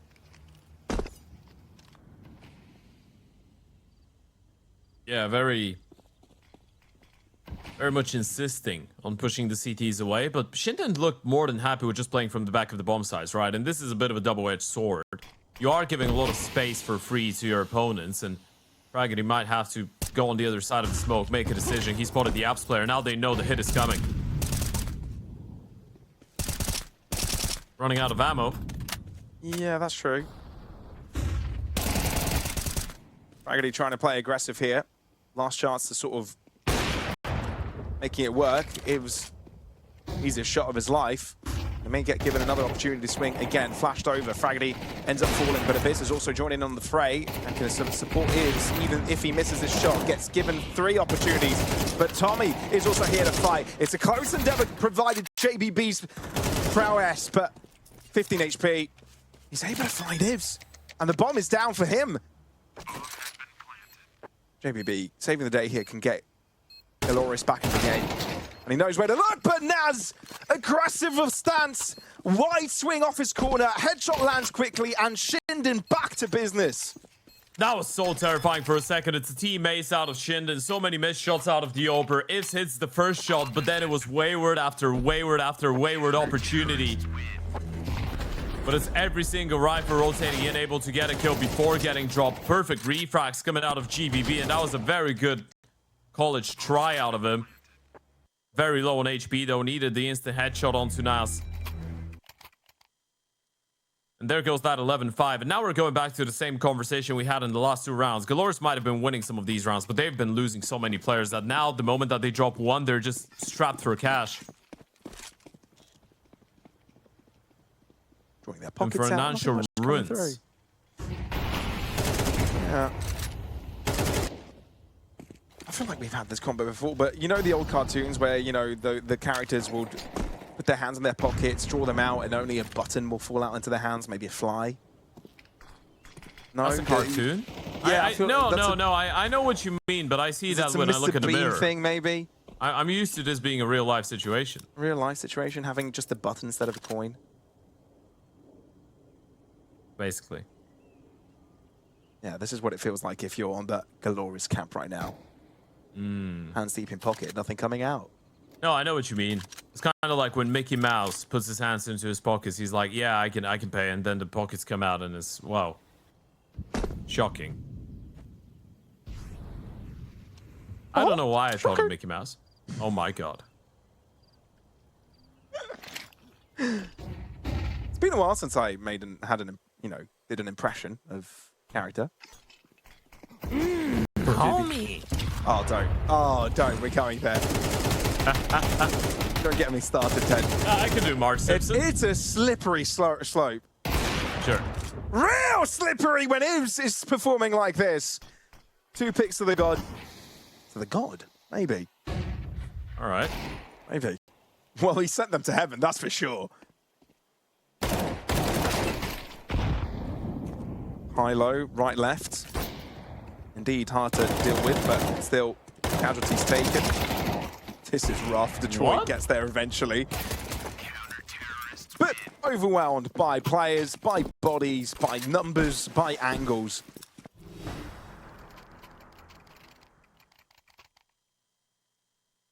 Map point, series point, and Galorys could be seeing themselves at the bottom of brackets. Yeah, that's annihilation point. The only reason this game was not over 40, 50 minutes ago was the technical timeout. ShindeN have been the by far better team on the server today. A very high level of individual team display. Imperial are probably watching this one right now.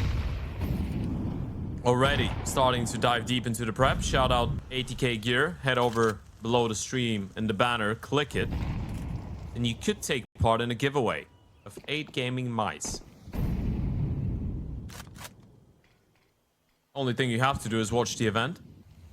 And be fast when the banner pops up. Be quick. Ciao.